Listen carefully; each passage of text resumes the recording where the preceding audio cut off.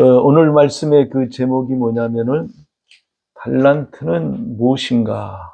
이제 그 달란트에 대한 부분을 먼저 정확하게 알아야지 이 본문이 어떤 내용을 말씀하고 있는 거에 대해서 자세하게 알 수가 있어요. 달란트다. 여러분들이 생각할 때는 달란트가 뭐라고 생각합니까? 우리가 흔히 알고 있는 그런 탤런트, 재능 또는 은사 이렇게들 이제 많이 알고 있는데, 이제 오늘 저와 같이 말씀을 상고하고 내려가다 보면은 달란트가 그런 의미가 아니고 완전히 그 다른 의미라고 하는 것들을 발견하게 될 겁니다. 그러면은 14절 한번 볼게요. 마태복음 25장 14절, 또 어떤 사람이 또라 그랬어요. 그러면 앞에 열처녀에 대한 비유를 받았다는 얘기죠.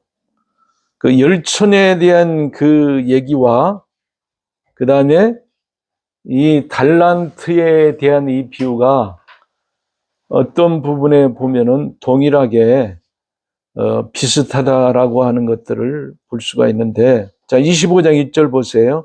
그때의 천국은 마치 등을 들고 신랑을 맞으러 나간 열 처녀와 같다 하리니, 이렇게 하고 난 다음에 14절에 또 어떤 사람이, 자, 여기서 어떤 사람이 그랬단 말이에요. 어디 갔다 그랬어요? 타국에 갔다. 달란트가 뭔가를 먼저 설명할 거예요. 타국에 갈 때, 자, 주인이 누구에게? 그 종들이라 그랬어요. 종들. 여기서 이 종은 단순하게 하인을 얘기하는 게 아니고 뭘 얘기하냐면은, 로마서 1장에 보면 바울이 자기 자신을 가르쳐서 나는 예수 그리스도의 종된 나 바울은 이렇게 얘기해요. 거기서 그 종이 헬라어로 듀울로스라고 하는 건데, 그 듀울로스는 뭐냐면은 노예라고 하는 뜻이에요. 노예. 종과 노예는 조금 의미가 조금 다를 수가 있죠. 하인도 종이라 그러고, 그리고 이 노예는 사실상 노예라고 이렇게 종이라고 얘기하지 않고 노예라고 얘기를 해야 돼. 그러니까는 오늘 이 본문은 정확하게 어떠냐면은 주인이 타국에 갈 때 노예들을 불렀어요. 노예들을 불러가지고 그들에게 어떻게 5달란트, 2달란트, 1달란트를 줬어요. 자, 그러고 난 다음에 5달란트 받은 사람은 곧바로 가서 5을 남기고, 2달란트 받았던 사람은 곧바로 가서 2달란트를 남기고, 1달란트 받았던 사람은 가서, 곧바로 갔다는 얘기가 없고 그냥 가서 땅에다 어떻게 묻어두었다, 이렇게 얘기를 합니다. 그러고 난 다음에 이제 잘 보세요. 19절 보세요. 19절. 오랜 후에 그 종들의 주인이 어떻게 돌아와서, 자, 타국에 갔다가, 그러면 이 타국이 어디냐? 그 다음에 다시 어떻게 돌아왔다 그랬어요. 자, 돌아옴. 그러면은 타국에 갔다가 종들 노예에게 5달란트, 2달란트, 1달란트를 맡기고 난 다음에, 그리고 오랜 후에, 자, 오랜 후에 와가지고 어떻게 했냐면은 19절 다시 봅니다. 오랜 후에 그 종들의 주인이 돌아와 그들과 어떻게 결산할 때, 자, 뭐 했다 그랬어요? 결산한다 그랬단 말이에요. 이 단어가 제일 중요한 단어예요. 이 결산이라고 하는 이 단어가. 그러면은 잘 보세요. 여기서 타국에 간 이 일이 대체 어떤 일이냐? 자, 마태복음은 24장은 종말 담화라 그래요. 종말에 어떤 일이 일어날 것인가. 그래가지고 다음에 이제 24장에 대해서 구체적으로 배우겠지만은 1절서부터 35절까지가 자 봅니다. 마태복음 24장 1절부터 35절까지 가운데서 34절을 봅니다. 마태복음 24장 34절을 보세요. 내가 진실로 너희에게 말하노니 이 세대가 지나가기 전에 이 일이 다 이루리라 그랬죠. 다시 34절 봅니다. 내가 진실로 너희에게 이르노니 이 세대가, 자 여기서 이 세대라 그랬어요. 그러면 지금 예수님께서 지금 특별히 제자들에게 뭐라고 얘기했냐면 제자들이 있는 그 가운데서 이 세대라 그랬어요. 그러면 그 세대는 제자들 이후를 얘기하는 거예요? 제자들 세대를 얘기하는 거예요? 제자들 세대를 얘기하는 거예요. 세대가 대체 어느 정도냐면은 30년에서 40년 된단 말이에요. 그러니까 길게 잡으면 40년 안에 1절부터 35절까지의 그 내용이 어떻게 다 일어난다는 얘기예요. 자, 짧은 미래예요? 긴 미래예요? 짧은 미래죠. 그러니까 한 세대 안에 이 일이 다 벌어진다 그랬단 말이에요. 그래서 한 세대 안에 1장서부터 35장까지가 다 일어나는데 그 대표적인 예가 AD 70년에 예루살렘 성이 멸망당하는 것을 기준으로 해가지고 어떻게 하냐면 예루살렘의 멸망이 유대인들에게는 뭘로 봤냐면 이걸 종말로 봤단 말이에요. 세상 끝이라고 봤던 거예요. 그러니까는 마태복음을 기록했던 마태는 종말의 개념을 이방인들의 개념으로 봤을까요? 자기 백성 유대인의 관점에서 봤을까요? 유대인의 관점에서 종말을 본 거예요. 그러면 예수님도 유대인이죠. 그러니까는 그들에게 이 성전에 대해서 얘기했을 때는 어떻게? 유대인들의 관점에서 종말을 1절부터 35절까지 했다. 이 세대가 다 지나가기 전에 34절 다시 보세요. 내가 진실로 너에게 말하노니 이 세대가 지나기 전에 이 일이 다 일어나리라. 그럼 이 세대가 지나가기 전에 이 일이라고 하는 것은 뭘 얘기를 하는 거예요? 1절서부터 35절까지의 일을 얘기하는 거예요. 자, 그리고 36절서부터는 그러니까 1절부터 35절까지 보면은 예수님이 재림하기 직전의 일처럼 보이는 그런 구절들이 있어요. 그래서 그런 구절들을 보고 이거는 예수님이 재림할 그때 당시를 얘기하는구나 이렇게 얘기를 해버리면 어떻게 하냐면은 성경을 잘못 해석하게 되는 거예요. 그래서 이 일이 다 이루기 전에 어떻게 하냐면 이거는 종말이다. 그래서 그러면 예수님이 이 땅에 오시는 그 재림을 기준으로 해서 그 마지막 그 종말, 마지막 이방인들까지 온 지구상에 임하는 그 종말은 36절서부터 이제 어디까지 얘기하냐면은 마태복음 25장까지를 얘기하는 거예요. 그러니까 잘 기억하셔야 돼요. 36절서부터는 말 그대로 세상 종말을 얘기하는 거예요. 세상 종말. 그래서 잘 보세요. 세상을 얘기할 때 유대인과 뭘로 뭘로 보죠? 유대인과 이방인으로 이렇게 봐요. 세상을 얘기를 할 때 두 부류로 얘기한단 말이에요. 그래서 세상의 종말이다 할 때 이거는 반드시 그 종말의 개념이 유대인들과 이방인들에게 두 종류의 이 민족에게 어떻게 그 종말이 어떻게 성취가 돼야지 참 종말의 의미가 우리가 알 수가 있다. 이 말 이해하시겠죠? 그래서 1절서부터 마태복음 24장 1절서부터 35절까지가 유대인들의 그 종말을 얘기를 하는 거고, 그 다음에 36절서부터 어떻게 마태복음 25장 전체 어떻게 나중에 보면 양과 염소의 이 비유를 통해 가지고 어떻게 종말 때 어떤 일이 벌어질 건가에 대한 얘기를 하고 있는 거예요. 자, 이렇게 큰 그림을 갖고 그러면은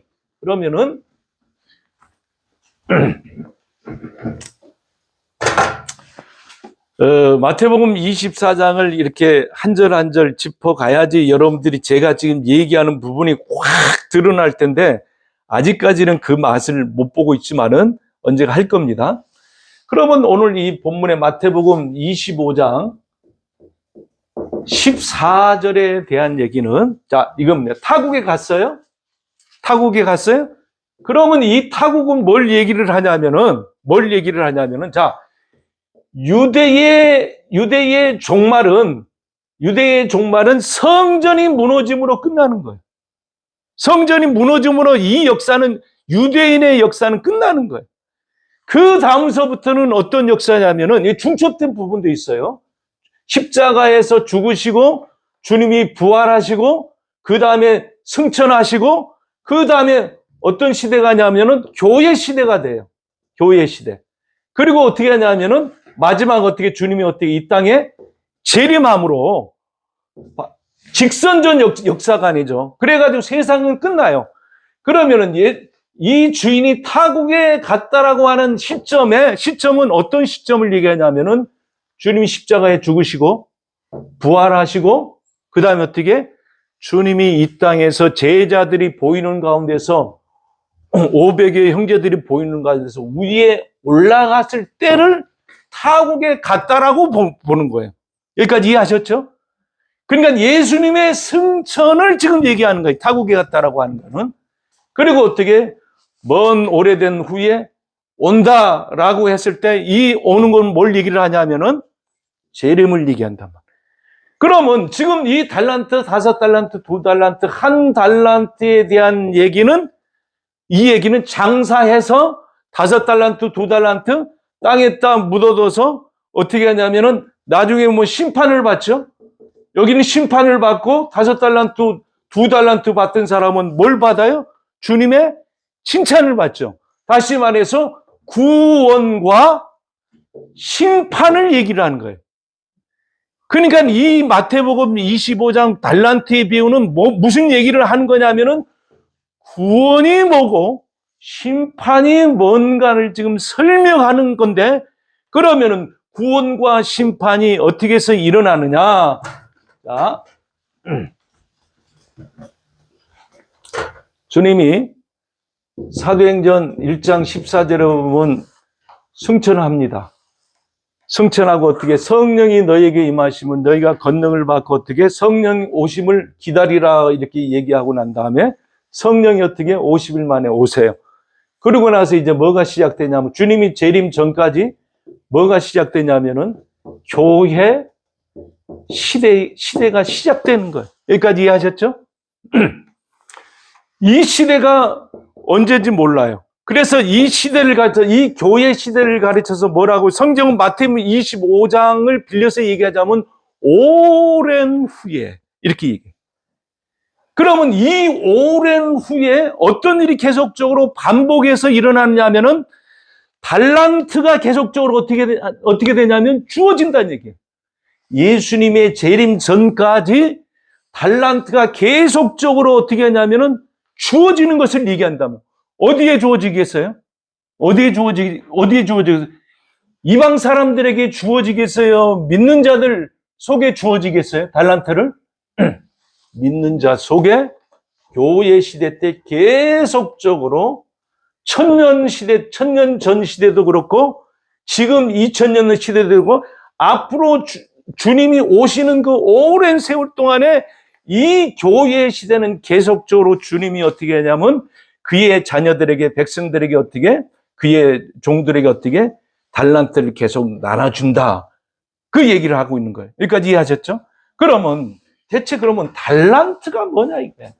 달란트가 뭐냐? 그리고 성경에 보니까는 오랜 후에 결산을 하는데, 결산한다 그랬어요. 이 결산하는데 그러면 이 뭘 가지고 결산하는 거냐? 이 부분 가지고 이제 말씀을 가지고 이제 풀면은 아, 달란트가 뭔지를 알게 돼. 그러면 자, 달란트가 재능이냐? 아니면 은사냐?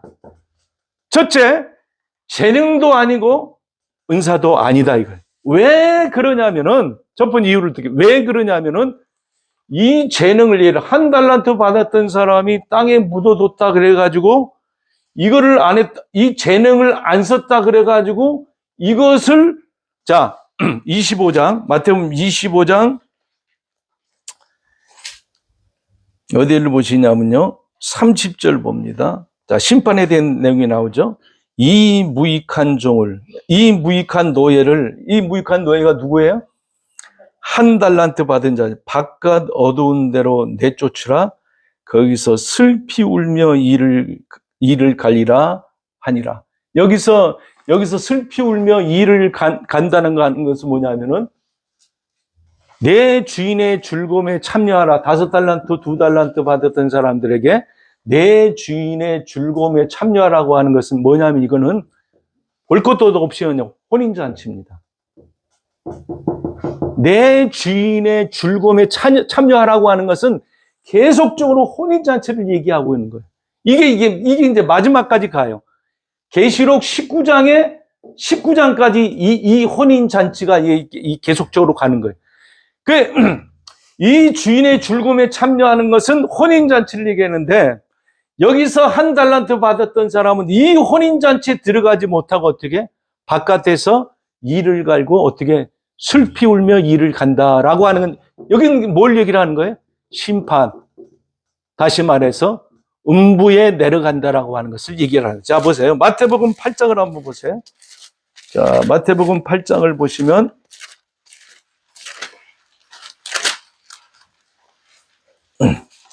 8장 백부장을 칭찬하고 난 다음에 자 어디를 보시면 8장 11절 보세요. 11절 또 너희에게 이르노니 동서로부터 많은 사람이 이르되 아브라함과 이삭과 야곱과 함께 천국에 앉으려니와 그 나라 본 자손들은 유대인들을 얘기하는 거예요.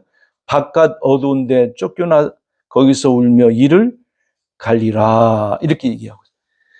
자 그리고 마태복음 22장을 넘어갑니다. 마태복음 22장 우리가 저번 시간에 배웠던 거죠. 혼인잔치에 이 손님들을 초청하는 그런 내용이 나오는데 자 13절 봅니다. 마태복음 22장 13절 임금이 사환들에게 말하되 그 손발을 묶어 바깥 어두운 데 내던지라. 거기서 슬피 울며 이를 갈게 되리라 하니라. 다 지금 뭘 얘기하고 있어요? 심판을 얘기하고 있죠. 쉽게 얘기해서 지옥을 얘기를 하고 있어요. 그러니까 이거는 구원과 심판에 대한 얘기를 하고 있다는 얘기예요. 그러면은 자 재능을 제대로 못 썼다고 했어요. 예를 들어서요. 피아노 치는 재능을 내가 써야 되는데 그 피아노 치는 재능을 내가 쓰지 않고 묻어두었다 그러면 그것 때문에 뭐 간다는 얘기예요? 그 재능 때문에 지옥 간다는 얘기. 이게 말이 돼요? 재능을 안 썼다고 해서 지옥 갈 것 같으면 우리의 행위의 결과 때문에 지옥 갈 것 같으면 이게 말이 되는 거야, 안 맞아요? 당신은 기도의 은사를 특별히 다른 사람보다 많이 받았는데 기도를 2시간 이상씩 계속 해야 되는데 들쭉날쭉하고 그 다음에 어느 순간에 죽음 직전에 어떻게 했냐면 이 기도 생활을 못했어요. 그러면 이 은사를 못 쓸 것 같으면 이 달란트를 은사라고 본다면 은사를 제대로 못 썼으면 이 사람은 어떻게 지옥 가요? 천국 가요? 지옥 가는 꼴이 된다면. 그래, 이 달란트는 당시에 1세기 때, 아니 1세기 때 이전에 벌써 구약에 이 달란트라고 하는 것들을 신약의 예수님께서 차용해서 쓴 거예요. 그러니까 구약에서 그 달란트는 대체 뭘 얘기를 하냐면은, 자, 출애굽기 보세요. 출애굽기 29장을 보시면, 자, 출애굽기 29장. 29장에 보면은, 제사장을 세울 때 어떻게 세우느냐에 대한 그런 의식에 대해서 얘기하는데, 22절 한번 볼게요. 출애굽기 29장 22절. 또 너는 그 수양의 기름과 기름진 꼬리와 그것을 내장에 덮인 기름과 간 위의 꺼풀과 두 콩팥과 그것들 위에 기름과 오른쪽 넓적다리를 가지라. 이는 위임식의 순양이라. 그러니까는 제사장들이 어떻게 하냐면 넓적다리를 먹었어요. 이거는 어디에서 제가 이 넓적다리를 2시간 설명을 했는데, 저와 여러분들이 넓적다리를 먹어야 된다, 이 2시간을 설명했는데 언제 여기서 할 겁니다. 우리 교회에서도 할 건데, 자, 제사장은 뭐를 먹어요? 오른쪽 넓적다리를 먹어요. 자, 그리고 23절에 보니까 또 여호와 앞에 있는 무교병 광줄이 있어요. 자, 무교병에 있는 그 광줄에서 떡 1개와 기름 바른 과자 1개와 전병 1개. 여기서 세 종류가 나오죠. 1개. 여기서 이 개가 옛날 성경에는 이걸 뭐라 그러냐면 한 개 이렇게 표현한 것이 아니고, 옛날 성경에는 한 덩이 이렇게 됐다. 그러니까 이 덩이라고 하는 이 말이 뭐냐면은, 신약의 달란트가 구약의 히브리 말로 했을 때 덩이가 되는 거예요. 그러니까 이 덩이를 히브리 말로 이게 뭐냐면 키카르라고 하는 히브리 단어인데, 이 키카르는 뭐냐면은 잘 기억해야 돼요. 원형 그리고 덩이, 이 뜻이에요. 그러니까 달란트라고 얘기하는 것이 한 개가, 이 한 덩이가, 이 원형이 키로수로 얘기하지 않으면 34kg가 나가는 거예요. 그러니까는 이 달란트는 구약에서 썼을 때 무게가 가장 많이 나가는 것을 가르쳐서 키카르, 신약에서는 이 용어를 뭘로 표현했죠? 달란트, 이렇게 표현을 했어요. 마찬가지로 구약에서도 키카르, 이 얘기를 어떻게 표현했냐면 달란트, 이렇게 표현을 했어요. 자, 어디를 보시냐면요. 출애굽기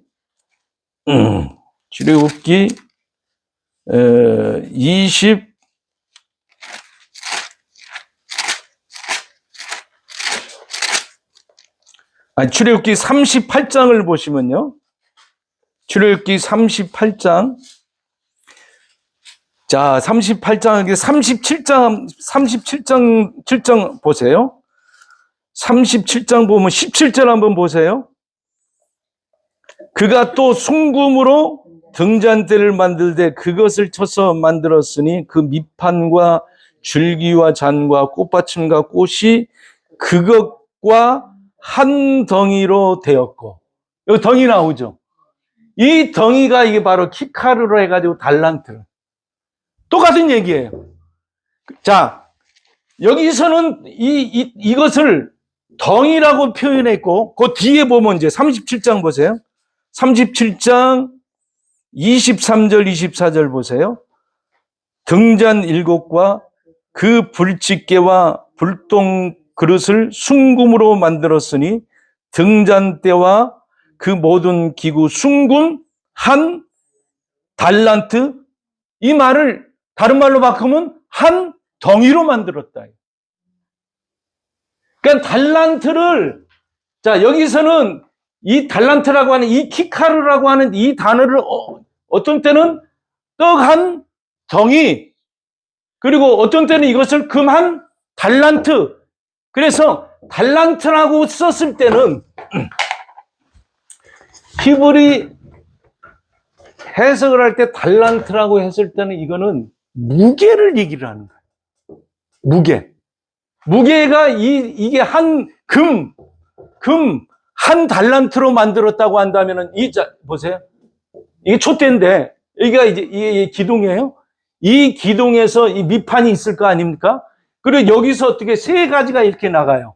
양 옆에서 세 가지가 나가는데 요 위에 이게 등잔이 있는 거예요. 이 잔이 이렇게 있어요. 여기도 잔이 있고 몇 개의 잔이 있겠어요? 7개 잔이 있어서 이걸 가르쳐서 뭐래? 잔, 대 이렇게 얘기하는. 이게 성전에 있는 거예요. 성소에, 성막에 뜰이 있고 성소가 있고 지성소가 있는데, 자, 지성소가 있는데 그 성소에 뭐가 있냐면은, 자, 여기 지성소예요. 여기 지성소, 여기 성소가 여기가 뜰이에요. 자, 번제단이 있고 물두멍이 있고 왼쪽이 어떻게 촛대, 금잔대가 있고 여기가 떡상이 있고 여기 분향단이 있고 여기는 휘장이에요. 그리고 요 안에는 법궤가 있고 그 위에 속죄소가 있어요. 구름기둥과 불기둥이 어디서부터 나오냐면 이 속죄소 여기서부터 나오는 거예요. 이게 다른 데서 나오면 안 돼. 이 속죄소에서 나와야지 이스라엘 백성들의 문제를 해결하는 거예요. 이게 그래서 죄를 속하는 장소다 해가지고 속죄소에서 낮에는 구름으로, 그러면 낮에는 구름으로 밤에는 뭐예요? 불기둥으로 해가지고 어떻게 밤에는 히타로 낮에는 어떻게 뜨거우니까 어떻게 에어컨으로 이것을 이스라엘 백성들이 40년 동안 일을 했는데 그거는요 속죄소에서부터 발행해가지고 이스라엘을 어떻게 온 이스라엘 덮었어요. 뭘 보여주는 거예요?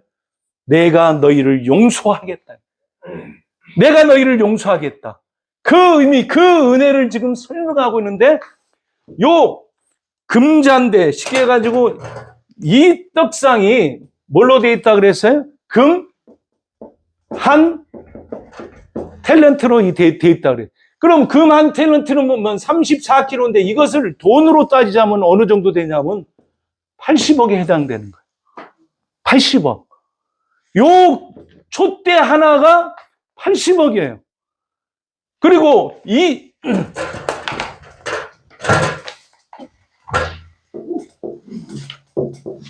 이게 1대2예요.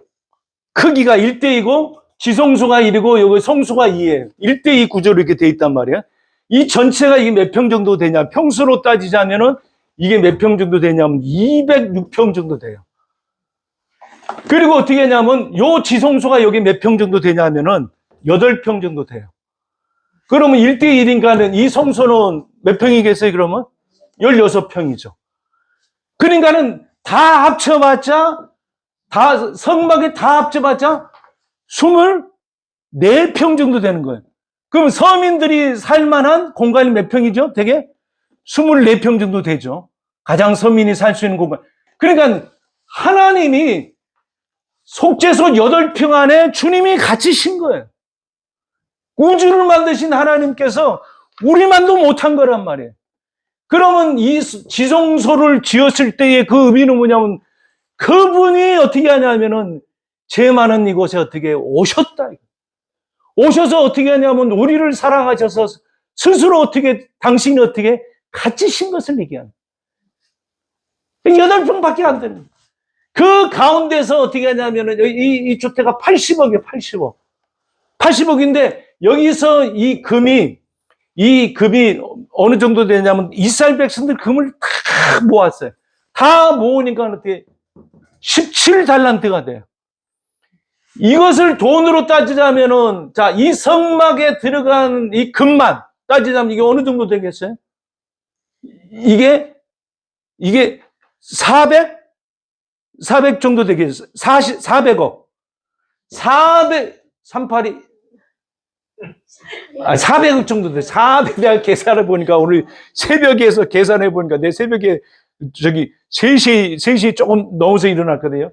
400 거의 400억이 넘더라고요. 그러니까 금만 아니 이게 400억이 더 넘는데. 아니 어느 정도 되는 거예요 지금? 한 달란트가 80억이니까는 8이 16 1300억 정도. 1300억 정도 되는 거예요. 이게 그러니까는 이 성막이 어느 정도 비싼지 알겠죠? 이 지구상에서 텐트로서 어떻게 가장 비싼 텐트가 어떻게 하냐면 하나님이 계신. 근데 겉모습은 뭐냐면은 검은 이 해달의 장막으로 되어 있어요. 꺼머틱틱한 거예요. 이 겉으로 볼 때는 꺼머틱틱한데 이 안에 보면 하나님의 어떻게 영광이 어떻게 충만해요. 재밌는 건 뭐냐면 이 촛대를 금 한 달란트로 만들었다고 그랬죠. 한 달란트로 만들었는데 이것이 뭐냐면은 덩이로 만들어진. 자, 한 덩이를 가지고 요 가운데서 밑판을 만들고 요 가운데서 줄기를 만들고 여기 가지를 이렇게 만들어가지고 이것이 한 덩이로 한 거예요. 쪼개진 게 아니고. 그런데 이 촛대를 만들었던 이유는 뭐냐면 이 앞을 비추기 위한 거라고 그랬어요. 자, 어디를 보시냐면요. 민수기 제 8장. 민수기 8장 봅니다. 민수기 8장 찾았죠? 1절과 2절 볼게요. 여호와께서 또 모세에게 말씀하여 이르시되 아론에게 말하여 이르라 등불을 켤 때 7 등잔대 앞으로 비치게 할지라. 자, 등잔대를 만드는 이유가 뭐예요? 등잔대를 이렇게 만드는 이제 앞을 비치게 하는 거예요. 옆도 아니고 뒤도 아니고 사방도 아니고 삼방도 아니고 어떻게 앞에 한 군데만을 비추는 거예요. 앞을 비추는 거예요. 그러면 그 앞이 뭐냐? 지금 달란트를 설명하는 가운데 지금 나온 거예요. 출애굽기 26장을 보세요. 출애굽기 26장. 출애굽기 26장 35절을 보시면요. 출애굽기 26장 35절을 보면은 이렇게 써요. 그 휘장 바깥 북쪽에 상을 놓고 이 상이 뭐냐면은 떡상을 얘기하는데 떡이 어떻게 하냐면은 12개가 있어요. 이스라엘 전체를 얘기하는데 여기 뭐냐면 여기서 볼 때는 이쪽이 동쪽이고 들어가는 쪽이 동쪽이고 이쪽은 어떻게 서쪽이에요? 그럼 북쪽은 어디겠어요? 동, 서, 남, 북. 여기가 떡상이에요. 떡상 이 자리가 어떻게 되냐면 촛대가 앞을 비치는 그 장소와 이 바로 떡상이 있는 곳을 비친다는 얘기라고. 자, 보세요. 다시 35절. 그 휘장 바깥 북쪽에 상을 놓고 이 상은 뭐예요? 떡상을 얘기하는 거예요. 남쪽에 등잔대를 놓아 상과 어떻게 마주하게 할지라. 그러니까는 지금 이 촛대가 지금 어디를 비치고 있냐면 떡상을 비치고 있는 거예요. 떡상. 이 떡상에 이 떡이 지금 몇 덩어리가 있는 거예요? 12달란트가 있는 거예요. 여기까지 이해하셨죠? 그러면 달란트가 갖고 있는 그 의미가 지금 뭘 얘기하냐면 달란트 스스로에 있는 게 아니고 12개의 이 떡 덩이를 갖고 있다 할 때 이 12개의 떡은 결국 뭘 얘기를 하는 거예요? 촛대가 어디를 비친다 그랬어요? 떡상을 비친다라고 하는 것은 이 떡상은 말씀을 얘기를 하는 거예요. 그렇죠? 떡은 말씀이라고 그랬죠. 요한복음 너희가 떡으로만 살 것이 아니요 하나님의 입에서 나오는 말씀으로 산다. 요한복음 6장에 보니까는 나는 생명이 뭐라 그랬어요? 떡이다 이렇게 얘기를 했단 말이에요. 그러니까는 이 덩이는 달란트는 결국 뭘 얘기하냐면 말씀 한 덩이 이렇게 얘기하는 거예요. 5달란트는 그럼 뭐예요? 말씀 5덩이. 2달란트는 뭐예요? 말씀 2덩이. 그러니까는 이 5개의 이 달란트를 어떻게 줘서 자, 몇 개를 남겼다 그랬어요? 5개를 이렇게 남겼단 말이에요. 5개를 남겼다. 그러면 이 5달란트는 게 뭐라 그랬어요? 또 목사님 조금 더 자세히 설명해 주면 안 되겠어요? 설명할게요. 자, 이제 마태복음 25장을 다시 넘어가시면 마태복음 25장을 넘어가시면은 자, 19절 보세요. 19절. 마태복음 25장 19절에 보면 오랜 후에 그 종들의 주인이 돌아와 그들과 결산할 때, 여기서 결산이라 그랬어요. 5달란트는 몇 개를 남겼다고 그랬어요? 5개를 갖고 어떻게 뭐 하는 거예요? 결산을 보는 거예요.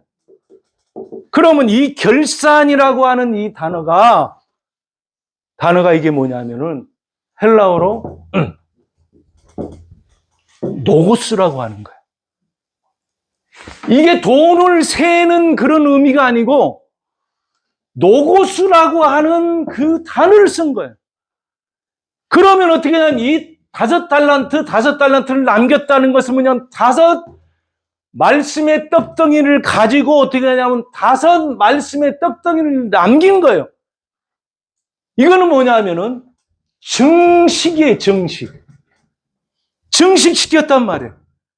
쉽게 얘기해가지고 교회 시대 때에 하나님께서 어떻게 어떤 사람에게는 5개, 어떤 사람은 2개를 줬는데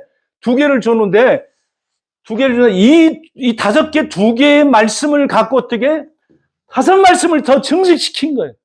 증식. 그래서 이 노고스라고 얘기하는 것은 이건 뭐냐면 말씀을 얘기하는데, 자, 요한복음 1장을 보시면요. 자, 요한복음으로 넘어갑니다. 요한복음 1장을 보시면,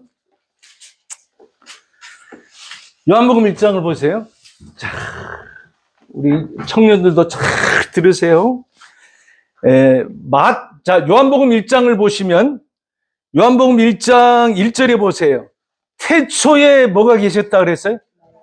그 말씀이 노고스예요.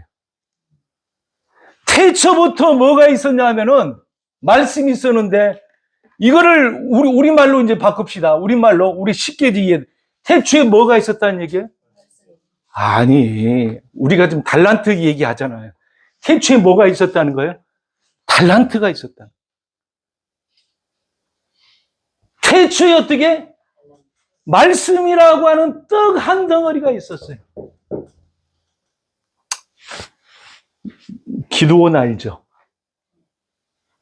기드온이 하루는 적진에 들어갔더니만 적진들이 하는 얘기가 뭐냐면 기드온이라고 하는 놈이 떡 하나가, 보리떡 하나가 굴러와가지고 자기의 장막을 치고 우리를 완전히 어떻게 섬멸시켰더라고 하는 꿈 내용을 듣죠. 자기들끼리 장막에서 얘기한 그 떡 한 덩어리가 그게 바로 태초에 있는 그 말씀이 미디안 군대로 굴러간 거예요. 단순하게 그냥 떡 한 덩어리가 굴러간 얘기하고 그것 우리가 생각하는 것보다 심오한 깊이를 갖고 있는 거예요.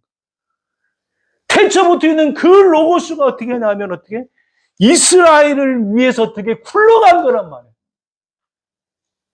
굴러간 얘기를 또 다르게 얘기를 하자면 한도 끝도 없으니까는 그분의 희생과 고난과 그분의 겸손과 땅으로 굴러간 거예요. 이 땅이 뭘 얘기하는 거예요?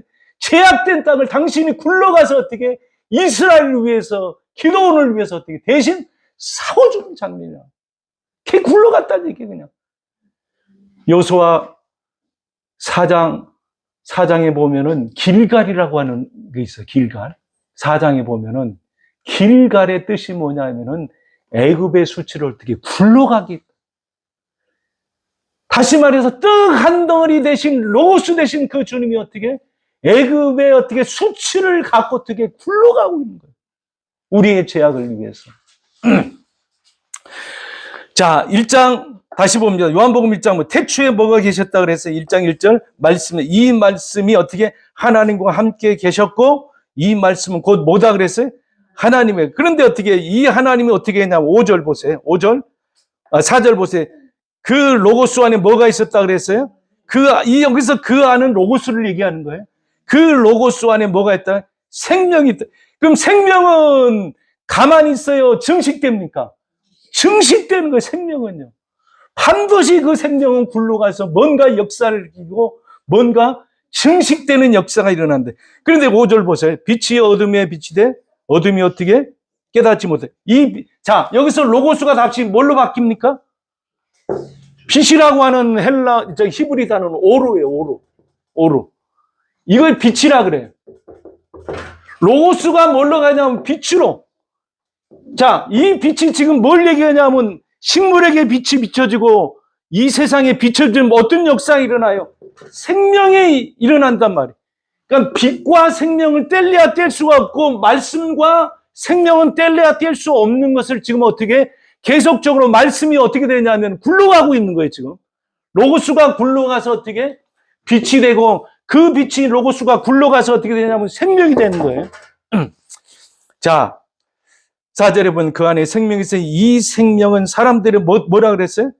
이 생명은 사람들한테 이 빛.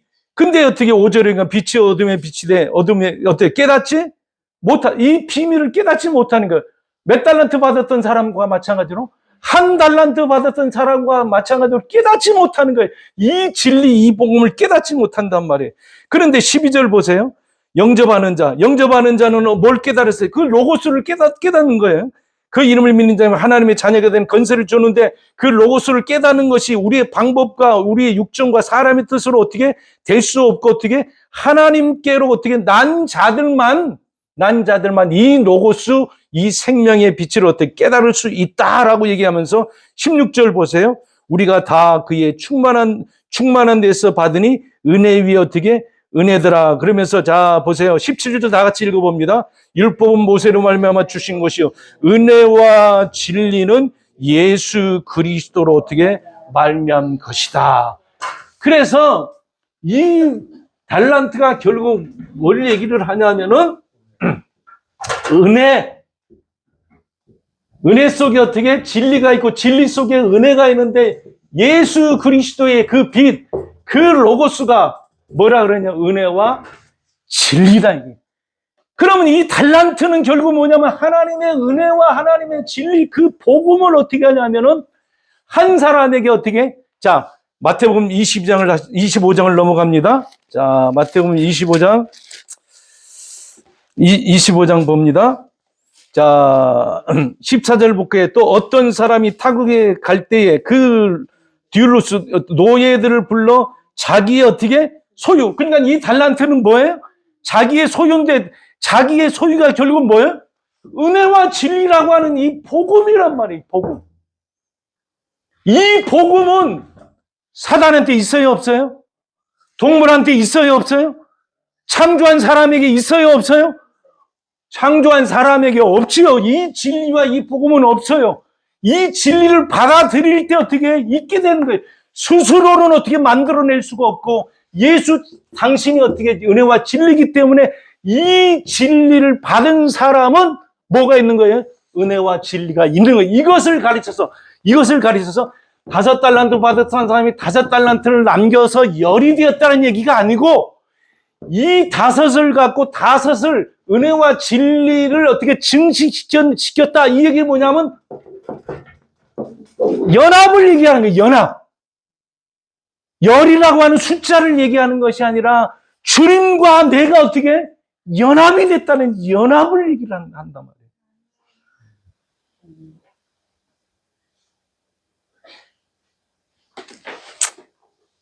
25장 다시 봅니다. 25장 소유를 맡긴 것과 같으니 15절 보세요. 25장 15절 각각 그 뭐대로요? 이 한 절 한 절마다 어마어마한 복음이 다 있는 거예요. 자, 재능이라 그랬어요. 재능이라 그랬죠? 재능인데 이 재능이라고 하는 이 말이 헬라어 뭐냐면은 오직 성령이 너에게 임하시면 너희가 권능을 받고, 그게 뭐냐면 두나미스예요. 그 권능을 얘기하는 거예요. 사람에게 있는 어떤 은사, 재질, 재능을 얘기하는 것이 아니라 하나님께서 주시는 그 능력, 그 생명력을 얘기하는 거예요. 하나님께서 주셔야만이 이게 권능이 있는 거예요. 그래서 어떻게, 자 보세요. 자 보세요. 따라서 합시다. 계시는 차등이 있고, 은혜는, 구원은 차등이 없다 이거. 계시는 차등이 있어요. 5달란트 이 사람에게 5달란트를 줬던 이유는 그 계시의 차등을 얘기하는 거예요. 2달란트에 받을 사람은 2달란트만 받아야 돼. 이게 계시의 차등이에요. 5달란트 받았던 사람을 얘기합시다. 구약에 누구 계세요?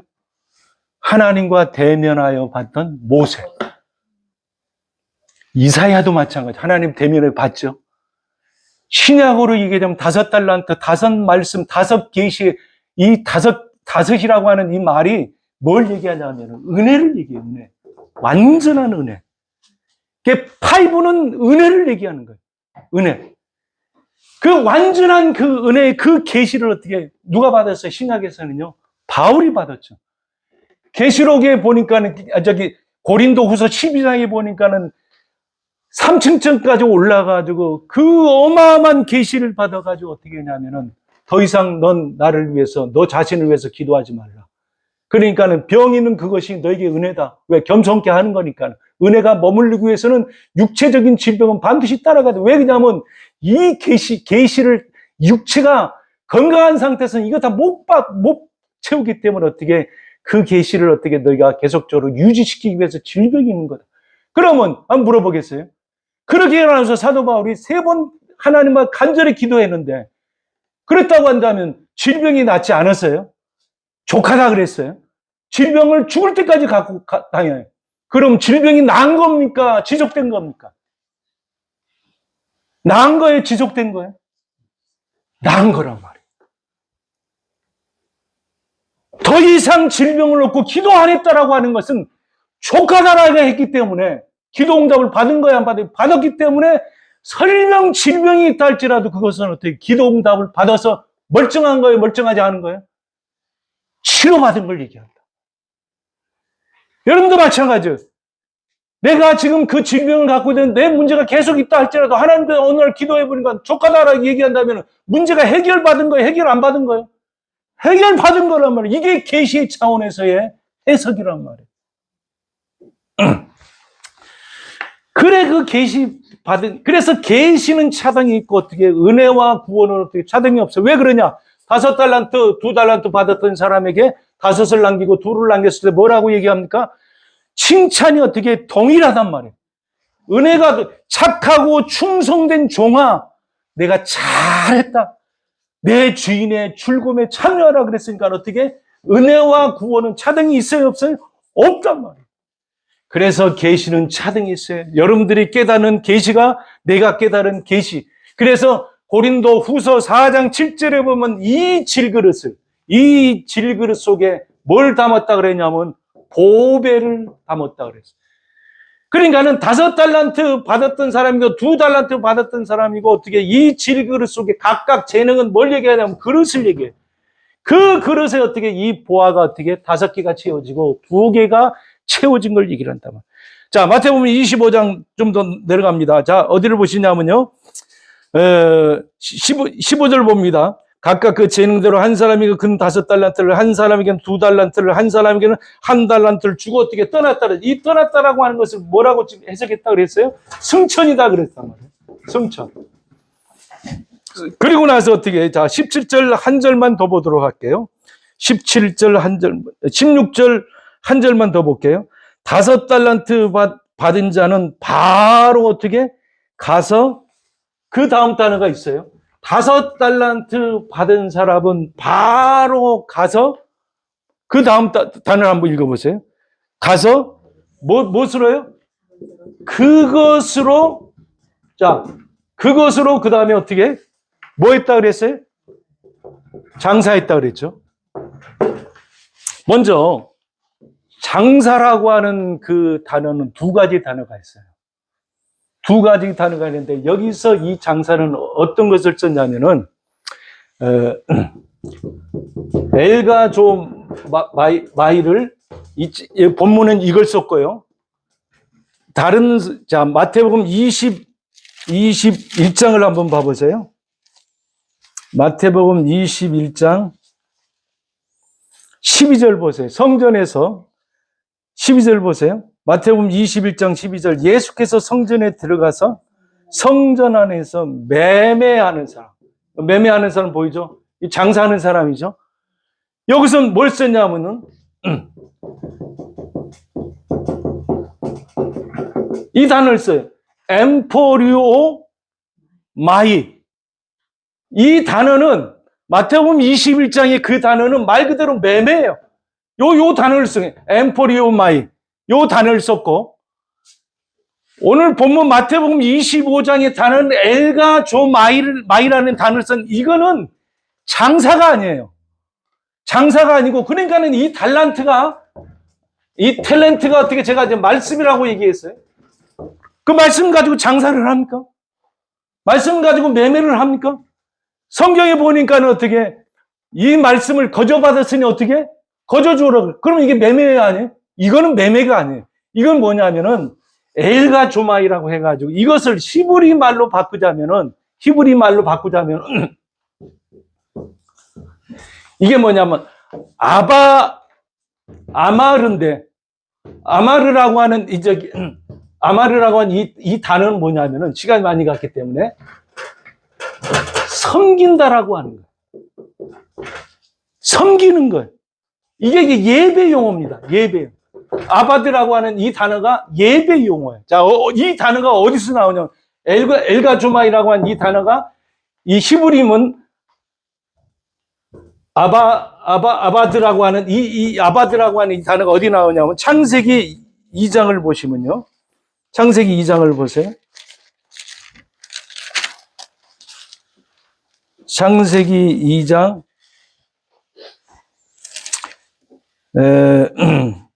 15절 보세요. 창세기 2장 15절 봅니다. 다 같이 이렇게 여호와 하나님이 그 사람을 이끌어 에덴 동산에 두어 그것을 어떻게 경작하며 지키겠다. 여기서 경자가 이게 아바드예요. 경작이란 말이에요. 그러니까 에덴 동산을 어떻게 했냐면은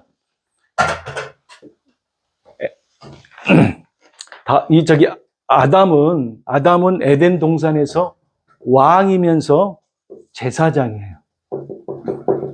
이 부분을 다음에 이제 한번 설명할 텐데 다스리고 정복하라.